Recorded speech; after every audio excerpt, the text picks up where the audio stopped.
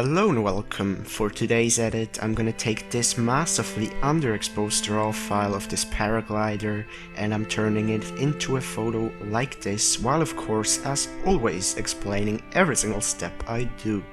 So first off, the picture is massively underexposed, so I'm gonna have to increase the exposure by quite a bit, actually 2 full stops, and you know, it's a raw file so it's possible, but we're definitely getting some noise doing that, so it's always better to expose correctly in camera.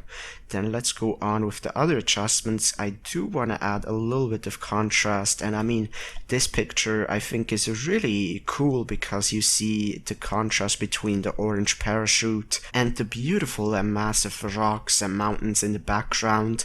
This was, by the way, shot at the Brienzer Rothorn near Engelberg in Switzerland. So I thought about cropping the image as well to give, you know, the actual paraglider a little bit more attention, but I really like that you see the valley and you really see these massive mountains in the background, so I actually don't really think that I'm gonna crop it.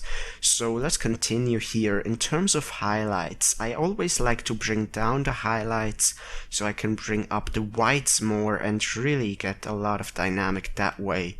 Usually I don't really clip anything, but if it's just a very small spot, it doesn't really matter. Then in terms of shadows, I absolutely love to bring up the shadows so I can bring down the blacks, and especially in such contrasty pictures, just especially with the snow and these dark rocks, I think it works really well.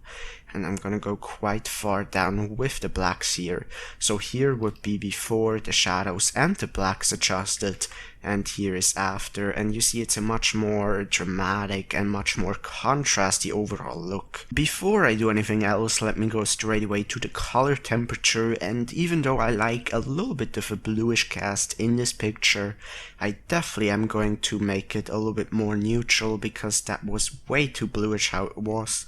So let me bring that to the right, and you know, I don't really want to make it super neutral like this. I still want somewhat of a bluish tone because I really think that underlines the snow and the cold, you know, weather, the very dramatic and cold overall mood of this picture.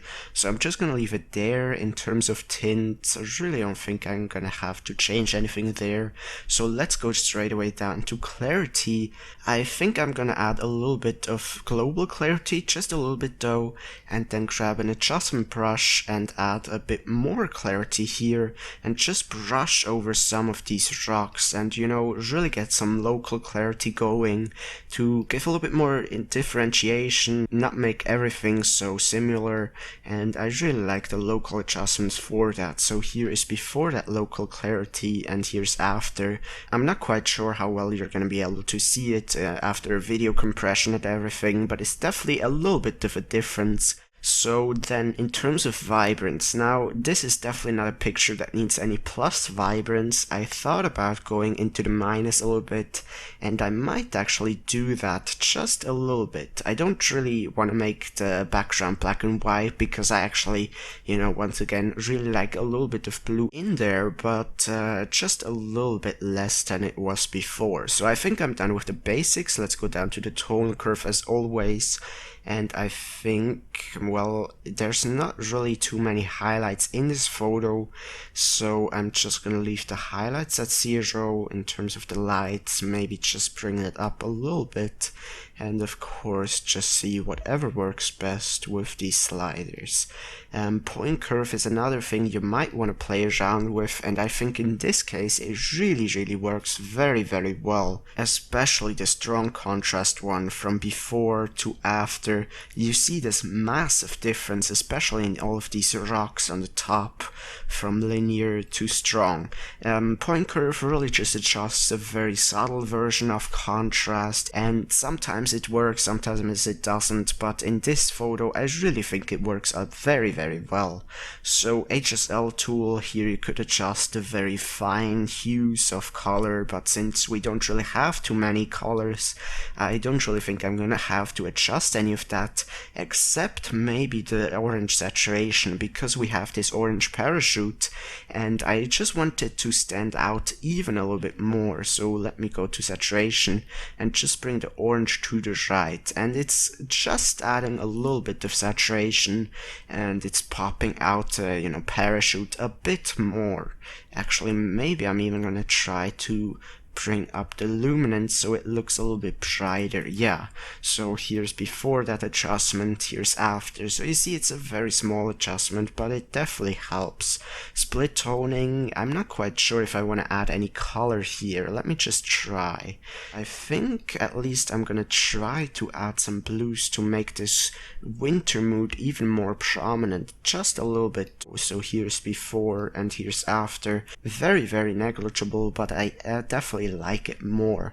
So then in terms of detail tool, I'm definitely going to zoom in here, and as you see, because we've raised the exposure by 2 full stops, we have quite a bit of noise in here. Luckily, because these are mountains and rocks, you don't see it as well, but I am definitely going to have to first of all increase the color noise reduction to get rid of all of the purple and green sensor noise in the picture, and it looks a lot cleaner from before to after. Absolutely love this slider. It really doesn't have any bad impact if you're editing a raw file. But I think I might have to add a little bit of noise reduction as well. And I really don't like this tool because it really makes the whole picture look a lot more plasticky. However, sometimes it is just necessary to get rid of some noise. However, in return, I always like to add sharpening, and I usually add around 60 to maybe 80. In this case, I think I can go relatively far and zoom out again and bring the masking slider to the right while holding down the Alt key. It's kind of going a little slow, but here you see the masking, and you just want to make sure that you bring that to the right so you don't sharpen too many of these non-textured surfaces. And yeah, I think that works really well. So let's speed up a little bit. Down here at the lens corrections, I'm just gonna click on remove chromatic aberration and also on enable profile corrections, and that will just get rid of the distortions of your lens. And you see Lightroom is a little bit slow here, but you see it's really just removed the distortion, and I think the effect is pretty good. So then let's go down here to effects, and I definitely think that I'm gonna add a little bit of vignetting at least, and maybe even bring the midpoint more towards the center, and you see it makes everything look a lot more dramatic, and especially in this very dramatic mountain picture, I think it works really, really well.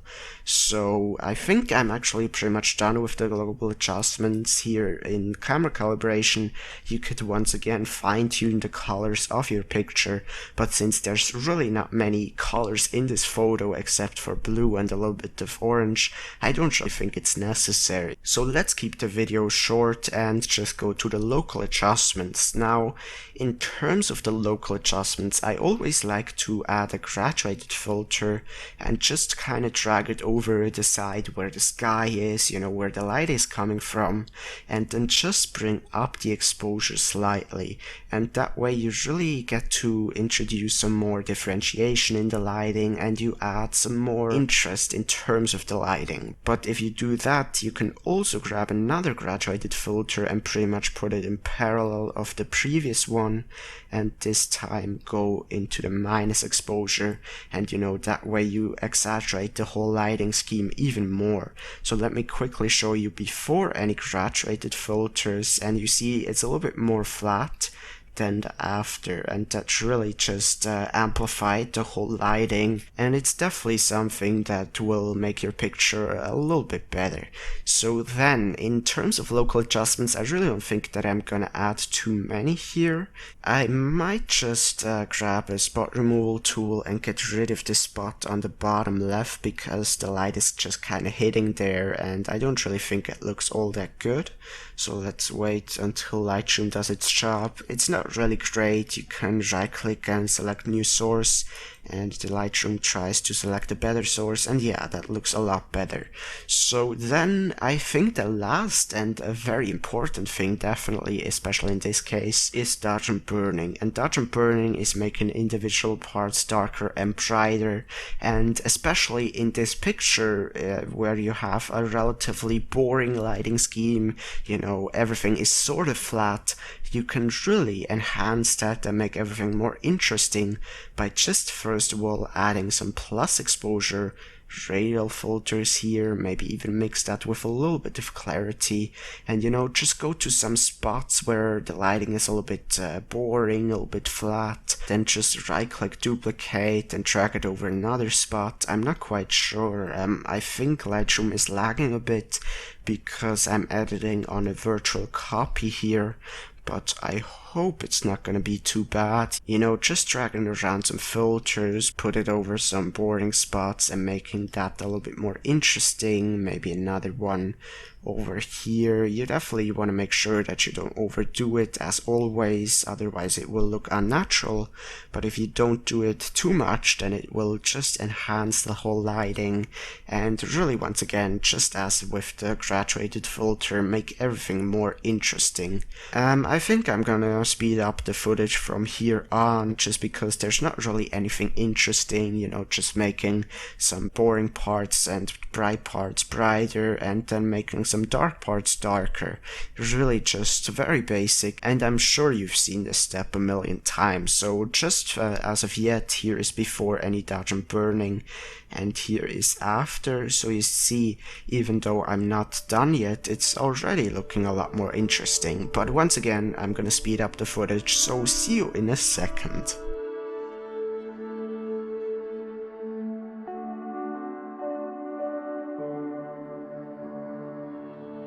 Alright, so I think I'm done after adding quite a bit of dodge and burning, both in plus and negative exposure, just making some of these dark parts darker, some of these boring and bright parts a little bit brighter, and of course, as always, just go with the lighting scheme. So here is before any dodge and burning, and here is after, and you see it's just a little bit more interesting, a little bit more, differentiation, more complex in terms of lighting, and I really like it. And with that said, I think I'm done here with the picture.